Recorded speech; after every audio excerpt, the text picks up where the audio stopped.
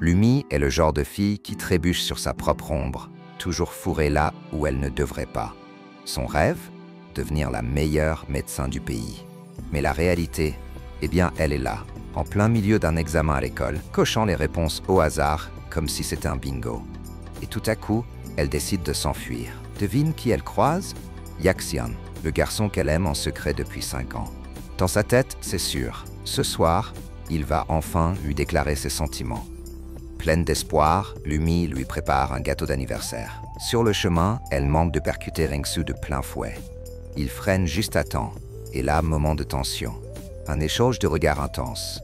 Lumi devient toute timide et ne sachant pas quoi faire, lui tend des bonbons en guise d'excuse. Au passage, elle lâche même son prénom. Et c'est là qu'on découvre que ce n'est pas n'importe qui. C'est le nageur le plus populaire de l'école, mais avec un cœur plus froid qu'un congélateur de supermarché. Sauf que, on dirait bien que Lumi a réussi à réchauffer un peu ce bloc de glace, non? Un peu plus tard, tout excitée, Lumi décide de se préparer pour enfin embrasser Yaxian. Et pour être sûre que tout soit parfait, elle s'entraîne devant le miroir. Problème, ce n'était pas un miroir, mais une vitre transparente. Et de l'autre côté, Rangsu et ses amis assistant au spectacle. Honte absolue, mais ce n'est que le début des mésaventures de Lumi. Son comportement commence à faire battre le cœur de Rangsu différemment. Et son ami finit par balancer qu'elle est aussi étudiante dans leur école. Pendant ce temps, Lumi arrive enfin à la fête de Yaxian pour découvrir qu'il est complètement ivre. Et là, il lui balance une bombe en pleine figure. Il sort avec son amie Xia depuis 2 ans. Et le pire, c'est Lumi elle-même qui les a présentés. Incroyable, non? Dévastée et furieuse, elle engloutit son propre gâteau comme si elle n'avait pas mangé depuis 3 ans. Son amie, tentant de la consoler, lui propose un plan. Fait semblant d'avoir un copain, juste pour leur rendre la monnaie de leur pièce. Dans la précipitation, Lumi lâche sans réfléchir qu'elle trouve Rangsu beau et qu'il pourrait être son petit ami. Problème? Elle dit ça juste devant la porte des toilettes des garçons, où tous les amis de Rangsu l'entendent. Et pire encore, le lendemain, toute l'école ne parle que de ça. Les filles commencent à encercler Lumi, lui demandant si elle sort vraiment avec le garçon le plus convoité du lycée. Les rumeurs prennent de l'ampleur. Puis des photos d'eux ensemble aux toilettes circulent, et une fille commente qu'elle n'a jamais vu Rangsu sourire autant. Lumi, paniquée, décide de se déguiser pour échapper au projecteur. Mais elle se fait griller en un rien de temps. Furieuse, elle souffle un véritable feu de dragon sur un pauvre élève qui passait par là. Épuisée par tout ce chaos, Lumi se rend à la piscine où Rangsu flotte tranquillement sur l'eau. Pensant qu'il est inconscient, elle essaie de le sauver avec un bout de bois. Mais surprise, il était juste en train de chiller. Et au final, c'est elle qui finit à l'eau. Et là, scène digne d'un drama coréen. Tu l'attrape par la taille et la sauve de la noyade. Mais Lumi ne compte pas en rester là et l'accuse de l'avoir piégé. Elle insiste pour qu'il démente les rumeurs sur leur couple. Mais Rangsu, avec son calme légendaire, refuse. Le lendemain, Lumi débarque à l'école en portant les vêtements de Rangsu. Et là, c'est le pompon. Les commérages explosent. Les gens sont à 2 doigts de leur envoyer une invitation de mariage. Désespérée, elle tente de fuir. Fuir quoi? Les lèvres de Rangsu, qui commencent sérieusement à l'obséder. Mais Rangsu, lui, ne se préoccupe pas des rumeurs et débarque carrément dans sa salle de classe, qui, au passage, n'est même pas la sienne. Et pour enfoncer le clou, il affiche un sourire devant tout le monde. Mon Dieu, le chaos est total. Lumi tente de se concentrer en cours, mais la présence de Rangsu résonne dans sa tête comme une sirène d'alarme. Alors, elle fait ce que n'importe qui ferait. Elle prend la fuite. Elle arrive dans la boutique de fruits de sa mère, pensant être enfin en sécurité. Mais là, nouvelle bombe. Sa mère lui dit qu'un gars, un peu obsédé par elle, a été aperçu dans les toilettes des garçons. Lumi panique. Mais avant même qu'elle puisse réagir, Rangsu débarque et lâche tranquillement qu'il a trouvé la boutique parce qu'elle est la mieux notée sur Internet. Stalker? Les deux commencent à se disputer comme un vrai couple. Et soudain, Yaxian réapparaît pour s'excuser de ce qui s'est passé à la fête. Résultat, les 4 se retrouvent dans une sortie étrange et le seul qui semble s'amuser, c'est Ren, faisant semblant que lui et Lumi sont super heureux ensemble. Mais le summum de la situation, c'est quand Yaxian et Xia jouent les petits couples et que Rangsu lâche un « bah, vous êtes déjà ensemble, non ?» Plus tard, Lumi et Xia se retrouvent face à face dans les toilettes. Et là, c'est l'affrontement. Lumi lui balance en pleine figure qu'elle a été trahie. Xia se sent coupable. Mais au final, Yaxian arrive, met sa veste sur Xia et lui fait un geste adorable. Et bien sûr, Lumi meurt de jalousie. Voyant la scène, Rengsu décide d'intervenir à sa manière. Il met Lumi sur ses épaules, passe devant le couple et sépare leurs mains avec un style bien à lui. Pas de ça ici, les jeunes. Au final, Lumi finit même par le remercier. Le lendemain, ils ne s'asseyent même pas ensemble. Mais quand Lumi commence à s'étouffer, Rengsu surgit de nulle part et lui sauve la vie, comme un vrai chevalier en armure. Lumi décide de le remercier et lui écrit un petit mot adorable. Mais devine quoi? Un groupe de curieux met la main dessus et le lit à voix haute devant tout le monde. La honte. Après cet épisode, Lumi donne rendez-vous à Rengsu dans un karaoké. Sauf que quand elle arrive, il n'y a que Zami. Et pour couronner le tout, Rengsu débarque accompagné d'une certaine Sinju. Lumi commence déjà à se faire des films. Elle se cache derrière le canapé, persuadée que Sinju est sa copine. Mais en réalité, c'est juste la cousine de Rengsu, super impatiente de faire sa connaissance. Et là, scène de drama incoming. Les deux se retrouvent seuls dans l'ascenseur et Rengsu, un peu éméché, demande à Lumi de le ramener chez lui. Elle le met sur sa moto et c'est parti. Rengsu, accroché à sa taille, lui balance des compliments sur ses cheveux tout le long du trajet. Lumi, bien sûr, est à 2 doigts du court-circuit de stress. Le lendemain, les rumeurs explosent encore plus. Maintenant, on dit qu'ils ont passé la nuit ensemble et qu'ils se sont embrassés partout. Mon Dieu! D'où sortent-ils toute cette imagination? Fatigué des commérages, Lumi met au point un plan d'extermination des rumeurs et rédige un contre-entra pour y mettre fin. Mais Rengsu refuse chaque argument qu'elle donne pour ne pas être en couple avec lui. Et pour clore le tout, il lâche un « on fait un joli couple, non ?» Aïe. Désespérée, Lumi organise un casting pour trouver la future petite amie de Rengsu. Mais son plan tourne au fiasco quand il découvre tout. Elle prend encore la fuite. Mais cette fois, au lieu de croire qu'ils ne sont pas ensemble, tout le monde est persuadé qu'ils sortent en cachette. Dernière tentative pour stopper les rumeurs, Lumi décide de se trouver un faux petit ami. Elle tente de séduire un garçon avec un regard intense, mais le pauvre s'enfuit en croyant qu'il va se faire assassiner. En dernier recours, elle essaye quelques techniques de séduction sur un s'enduire de crème et lui demander de l'enlever. Ouais, cette fille n'a définitivement pas peur du ridicule. Mais la vraie question est, jusqu'à quand Lumi va-t-elle fuir l'évidence et admettre qu'elle est complètement accro à... Et puis, le moment arrive. Lumi explose et balance un « tu ne m'aimes même pas, hein ?» Mais avant qu'elle ne réalise ce qu'elle vient de dire, Rengsu la tire contre lui. Elle sent son torse sculpté et, ou peut-être qu'elle commence à changer d'avis. Rengsu fixe la bouche de Lumi et... Mec, c'est tellement évident qu'il ne pense qu'à l'embrasser. Après ça, Rengsu se met à faire des recherches sur ce fameux amour et découvre la vérité. Oui, il est complètement tombé pour Lumi. Mais comme il est borné, il pense que tomber amoureux, c'est n'importe quoi. Alors, avec tout son sérieux, il va voir un médecin et lui demande un remède pour s'en débarrasser. Le médecin, évidemment, lui dit que ça n'existe pas, mais lui donne un conseil. S'il veut oublier Lumi, il doit juste arrêter de lui parler. Et c'est exactement ce que Rengsu fait. À partir de là, il l'ignore complètement. Et Lumi sent un pincement au cœur. Plus tard, une compétition militaire a lieu à l'école et ils se retrouvent dans des équipes opposées. Tout semble normal jusqu'à ce que Rengsu entende que Lumi s'est blessée. Il veut l'aider, mais les règles du jeu l'empêchent d'abandonner. Alors, sans réfléchir, il attrape l'arme du capitaine de l'équipe adverse et se tire une balle en pleine poitrine pour être éliminé. Le match terminé, Rengsu prend Lumi dans ses bras et l'emmène loin de la bataille. Et non seulement ça, mais il soigne aussi sa blessure avec une tendresse inattendue. À cet instant, Lumi réalise qu'il est bien plus doux qu'elle ne l'imaginait. Rengsu se redresse. Leurs visages sont à 1 centimètre l'un de l'autre. Leur cœur s'emballe. Et sans trop réfléchir, Rengsu l'attire à lui pour un baiser doux, du genre à lier 2 âmes. Le lendemain, tout excité, Lumi court raconter le baiser en classe et essaie discrètement de jeter un coup d'œil à Lumi. Mais c'est là que Wanae entre en scène. Une fille complètement amoureuse de lui. Lumi, bien sûr, voit ça et commence déjà à imaginer le pire, persuadée qu'il est déjà en train de trouver quelqu'un d'autre. Mais elle n'a même pas le temps de paniquer, car elle doit faire une prise de sang pour un projet scolaire. Problème, Lumi a une peur bleue des aiguilles et n'y arrive pas du tout. Sa copine, essayant de l'aider, lâche en toute simplicité. « Pourquoi tu n'essaies pas sur le bras ?» Et voilà comment devant tout le monde, Lumi l'appelle pour lui parler. Elle tente de faire la prise de sang, mais elle rate totalement. Elle pique au mauvais endroit, encore et encore. Le bras de Rengsu finit en mode gruyère, mais lui, il s'en fiche. Après tout, pour lui, Lumi est comme un ange, et rien qu'en la regardant dans les yeux, il se sent déjà guéri de tout.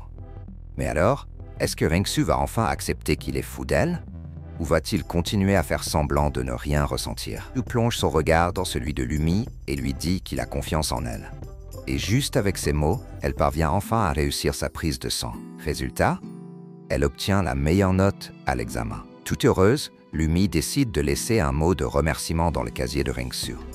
Mais avant qu'elle ne puisse le faire, il apparaît de nulle part. Il la coince contre le mur et fixe sa bouche comme s'il voulait la dévorer.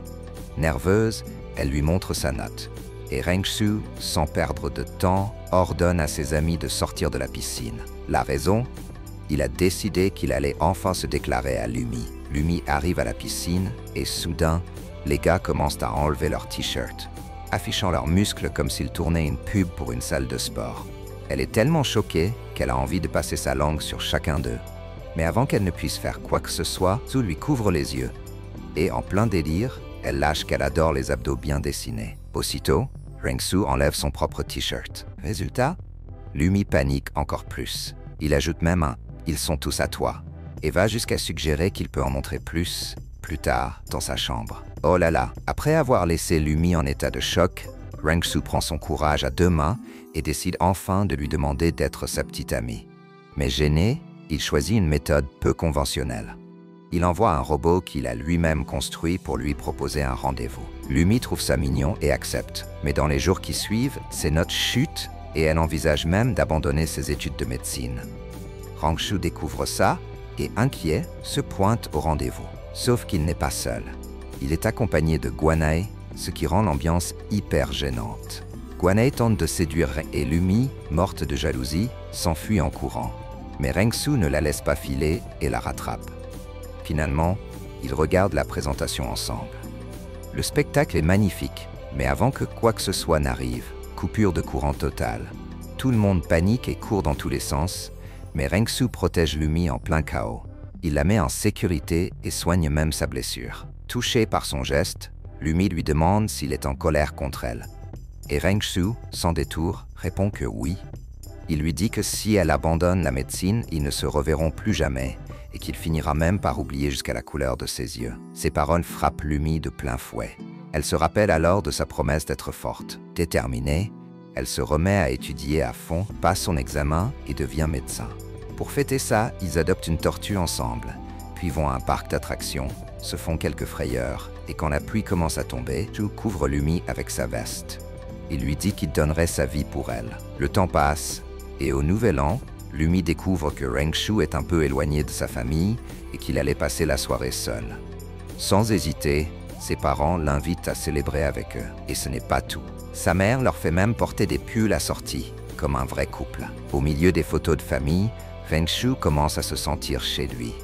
Plus tard, ils préparent des petits pains ensemble et quand Lumi se retrouve avec de la farine sur le nez, Rengsu l'essuie doucement. Son cœur rate un battement sur le cou. Pendant le dîner, ses parents lui demandent s'il a une petite amie. Alors, il regarde Lumi avec un regard rempli d'émotion et répond qu'il aime une fille très spéciale, avec un cœur immense. Mais il n'est pas encore sûr que Lumi ressente la même chose. Il décide donc d'élaborer un plan avec ses amis pour la conquérir une bonne fois pour toutes.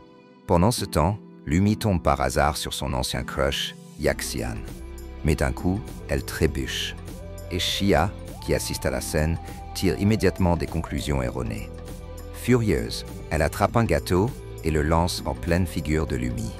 Résultat, Lumi prend la fuite et passe le reste de la journée à éviter tout le monde avec le visage complètement blanc, ressemblant à un fantôme. Mais évidemment, Rengsu finit par la retrouver. Il l'emmène dans les vestiaires pour qu'elle puisse se nettoyer. Et Lumi, encore contrariée, avoue qu'elle est déçue parce qu'elle s'était préparée de A à Z juste pour lui. Rengsu, sans hésiter, lui dit qu'elle est magnifique, peu importe comment elle est habillée. Puis, il prend enfin son courage à 2 mains et invite Lumi à un rendez-vous. Mais au même moment, Yaxian débarque, paniqué, demandant de l'aide pour retrouver Xia, qui a disparu. Lumi, inquiète, prévient Rengsu qu'elle va être en retard.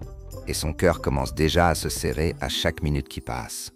Pendant la recherche, des brutes débarquent et commencent à poursuivre Lumi. Les mêmes reviennent ensuite, encerclent les filles et menacent de chercher des ennuis. Lumi tente de se défendre, Mais les gars ne font que rire d'elle. Ce qu'ils ne savent pas, c'est que Rengsu arrive à toute vitesse. Il débarque comme un ouragan et sans réfléchir, balance un énorme coup de pied en pleine tête d'un des mecs, le mettant complètement KO. Les brutes essaient de tenir tête à Rengsu. Mais ce n'est même pas la peine. Quand tout est terminé, Rengsu soigne la blessure de Lumi et lui dit « Sans toi, je ne peux pas vivre ». Mais bien sûr, il continue à éviter le sujet principal, leurs sentiments. Peu de temps après, une compétition de natation a lieu. La cousine de Rengsu et Lumi finissent par rivaliser pour voir qui crie le plus fort en l'encourageant. Au milieu de tout ça, Lumi se rend au vestiaire et, sans le vouloir, surprend Wanae en train de remercier Rengsu pour un bouquet de fleurs. Le problème, ces fleurs étaient pour Lumi. Mais Wanae a essayé de la rendre jalouse. Lumi, qui n'a pas de temps à perdre avec ce genre de jeu, arrive avec toute l'assurance du monde et sépare leurs mains. Elle met les choses au clair, mais en même temps, elle lui dit qu'elle comprendrait s'il voulait la rejeter, puisqu'elle n'a pas toujours été la meilleure avec lui. Sauf que Rengsu, lui, n'a aucun doute. Sans hésiter une seconde, il tend les fleurs à Lumi et lui demande enfin d'être sa petite amie. Et sa réponse, un grand oui, accompagné de larmes d'émotion. Tout excité, Lumi commence à organiser une tonne de rendez-vous romantiques pour eux. Mais rien ne se passe comme prévu. Tous les plans échouent. Elle finit même par s'endormir en plein rendez-vous. Mais Rengsu, comme toujours, s'en fiche complètement. Ils prennent une photo ensemble et la publient sur Internet. Mais personne ne les croit vraiment. Les commentaires sont du genre « c'est du fake ». Impossible que Lumi sorte avec Rengsu. Fatigué de ses absurdités, décide de prouver à tout le monde que c'est bien réel, d'une manière qui ne laisse aucun doute. Il l'embrasse passionnément, en plein devant tout le monde. Après ça, ils s'en vont, heureux et fiers. Mais leur bonheur est de courte durée, car Rengsu doit partir en voyage pendant 1 mois avec sa classe. Lumi promet de l'attendre et va même à l'aéroport pour lui dire au revoir. Ses amis lui assurent qu'ils veilleront sur elle. Et avant qu'ils ne partent, Lumi lui dit qu'elle pensera à lui à chaque lever de soleil. Mais le temps passe et sa vie devient un véritable chaos. Entre ses études et son travail de médecin, elle n'a même plus le temps de respirer. Au milieu de tout ça, elle rêve même qu'elle embrasserait dans la piscine.